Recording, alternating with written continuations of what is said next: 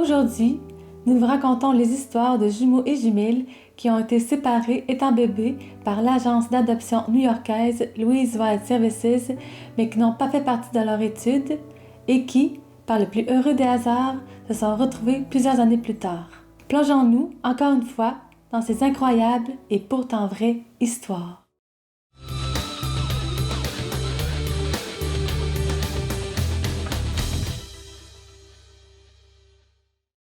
Bonjour tout le monde, bienvenue sur notre chaîne Mélie Mélou. Aujourd'hui, nous allons traiter de la troisième et dernière partie sur l'agence d'adoption Louise Wild Services, une agence d'adoption très reconnue à New York à l'époque, mais qui ont pendant des années séparé les jumeaux, les jumelles et même des triplés. En premier lieu, parce qu'ils affirmaient que c'était une bonne chose, et en deuxième lieu, pour les étudier, pour savoir qu'est-ce qui est inné à la naissance et qu'est-ce qui est acquis au cours de la vie. Nous avons déjà fait 2 vidéos sur le sujet. Le premier traitant des protagonistes qui étaient à l'origine de l'étude et la deuxième qui montrait les jumeaux jumelles ayant fait partie de l'étude qui se sont retrouvés plus tard. Donc si vous voulez voir ces 2 vidéos, nous mettrons les liens en description. Pour le cas des jumeaux jumelles séparés que nous allons voir avec vous aujourd'hui, sachez qu'ils n'ont pas fait partie de l'étude de la docteure Viola Bernard et du docteur Neubauer. Tout simplement parce qu'ils étaient trop différents, soit dans leur poids, dans leur caractère ou pour toute autre chose. Lançons-nous donc tout de suite dans la première histoire.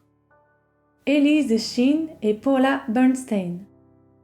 Elise et Paula ont écrit un livre ensemble qui s'intitule Jumelles séparées ou Identical Strangers en anglais, où elles racontent comment elles ont découvert l'existence de leurs sœurs jumelles. Ce livre raconte aussi toute la gamme d'émotions qu'elles ont traversées et leur cheminement personnel avant et après la découverte de leurs sœurs.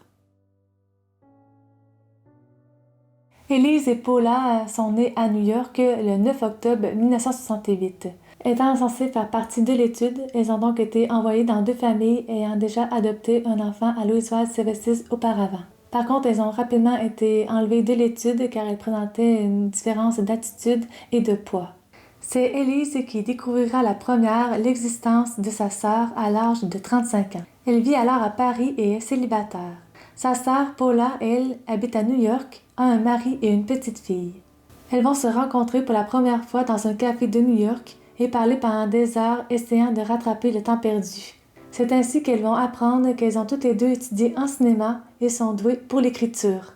Malgré que leur relation va connaître des hauts et des bas, un lien très fort va naître entre elles et elles vont se mettre à la recherche de leur mère biologique ensemble. Elles vont aussi faire la découverte de cette fameuse étude secrète faite sur les jumeaux. Elles vont même réussir à obtenir un entretien avec le docteur Neubauer qui ne sera malheureusement pas très concluant car celui-ci va plus se poser des questions à savoir quels sont les points communs de leur vie, quelles sont leurs ressemblances, plutôt que de justifier son étude ou de simplement demander pardon. Pour tout savoir sur cette magnifique histoire et en connaître tous les détails, nous vous suggérons bien sûr de vous acheter le livre Jumelles séparées. Nous mettrons le lien dans la description. Michelle Mordkoff et Allison Kenter. Allison et Michelle sont des jumelles monozygotes nées le 12 mai 1964. En 2018, alors qu'elle a 54 ans, Michelle se prépare pour aller au travail un matin et voit l'annonce du film Three Identical Strangers qui raconte l'histoire des triplés et de leurs retrouvailles. Ayant été adoptée par la même agence en 1964, elle se demande aussi si elle n'aurait pas une jumelle. Elle passe alors un test ADN et reçoit le résultat le 4 août 2018. Elle a de la famille immédiate avec les initiales AK. Sous les initiales, il est écrit « Géré par Kyle Kenter ». En faisant une recherche sur Facebook sur ce fameux Kyle Kenter, elle découvre parmi les amis de celui-ci une Allison Kenter. Et là, boum, c'est la surprise. Sur l'écran apparaît un visage qui lui ressemble avec la même date d'anniversaire qu'elle. Elle vient de découvrir sa jumelle. Leur rencontre a été filmée et est disponible sur YouTube.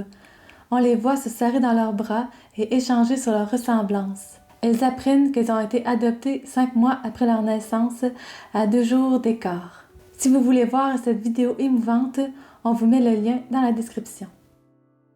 Elles ont passé un peu moins de 3 ans ensemble avant que Michelle ne décède d'un cancer du pancréas en début 2022.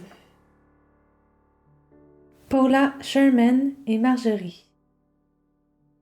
Eda Abbott n'a que 19 ans lorsqu'elle réalise qu'elle est enceinte de 4 mois. Elle accouche de 2 jumelles le 4 novembre 1960. Comme elle n'est pas mariée, et rappelons-le, c'est très mal vu à l'époque, elle va à Louise Wise Services et donne ses bébés en adoption. Paula grandit dans une famille aimante, mais ressent une grande tristesse en elle. Sur plusieurs photos, elle pleure. Elle fait souvent des crises, boude beaucoup et veut partir de chez elle à plusieurs reprises. Lorsqu'elle a 39 ans, Paula contacte l'agence d'adoption et apprend qu'elle a une jumelle et qu'elles ont été séparées après 3 mois. Après cette découverte, Paula engage une détective privée pour la retrouver. Quand celle-ci la recontacte, elle lui annonce une triste nouvelle, sa sœur jumelle est décédée. Elle s'est enlevée la vie il y a 11 ans. Lorsque la mère adoptive de Marjorie apprend cela, elle n'en revient pas, car les 2 fois où elle a adopté avec Louise Wise Services, elle et son mari ont évoqué le désir d'adopter des jumeaux. Dans le documentaire de Tuning Reaction, on voit Paula au cimetière près de la tombe de sa sœur. C'est un moment très émouvant qui nous a fait monter les larmes aux yeux.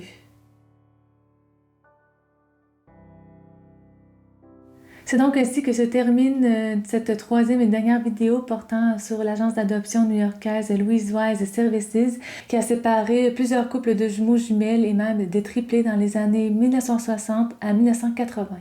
On ne sait jamais, peut-être qu'il y a des jumeaux jumelles qui ne se sont pas encore retrouvés et ne se retrouveront peut-être jamais. Je n'ose même pas imaginer avoir grandi sans Mélie avec moi et je trouve ces histoires tellement tristes, ces pauvres jumeaux jumelles qui ont été si brutalement séparés après quelques mois de vie ensemble et qui se retrouvent après toutes ces années de séparation.